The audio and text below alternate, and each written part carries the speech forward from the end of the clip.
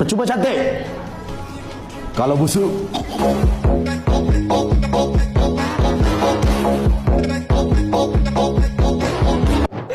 Seterusnya ini banyak buah hal ni. Nadia, turun. Ini banyak buah hal ni. Nak tunjuk sikit. Trash. Okay, Nadia, ready mental, physical apa semua. Jangan koyak Wah, tak. Percuma cantik. Apaan tu? Tapi memang cantik pun. Aku terpikat dirimu waktu aku memandang wajahmu. Apa ni Boira? Ini bukan trash talk, satu je trash talk ni. No, trash talk ni best. Select. Okey Boira, percuma tak handsome. Kalau betul tak handsome.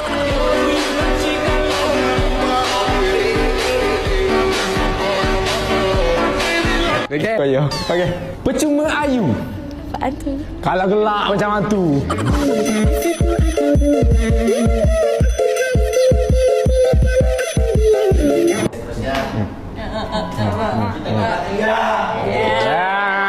Sini mu. Meti awak paling ni. Aku benci ni. Ya, aku suka mu. Dia kutuk aku macam. Dia kutuk macam aku. Ni. Percuma masuk AIT kalau tak nak dekat Lamin.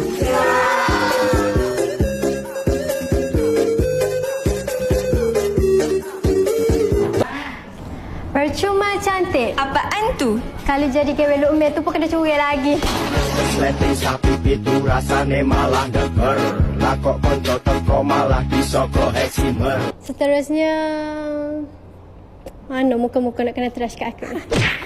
Risau lah duduk depan muka. Okay, bismillahirrahmanirrahim. Percuma cantik. Apaan tu? Kalau umur 25 pun tak ada orang masuk TikTok lagi.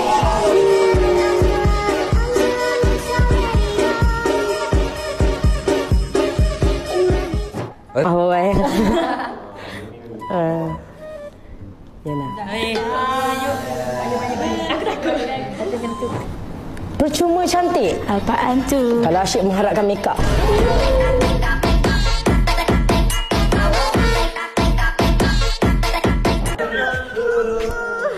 Minta maaf sekali lagi.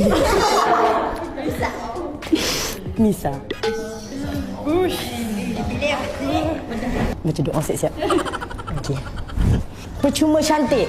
Apaan tu? Kalau make up nampak jerawat juga.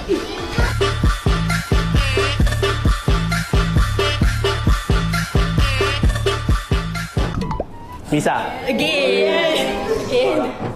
Nisa. Ya. Percuma ada cermin. Apaan tu? Kalau masih ingat diri Tuhan ada Lisha.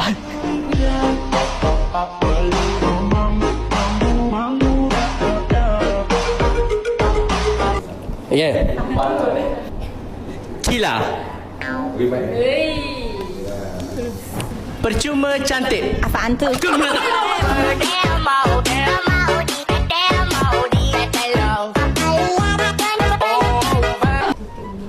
Ni. Percuma pakai braces.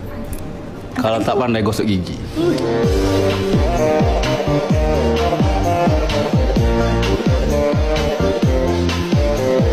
Dua lah pakai gigi. Cak. Buat reasoning dah. Okay, thank you. Sorry tau. Tak siapa. Siapa lagi? Entah. Alright, seorang lagi. Arisa. Percuma perform. Apaan tu? Kalau tersingkir awal. Uish.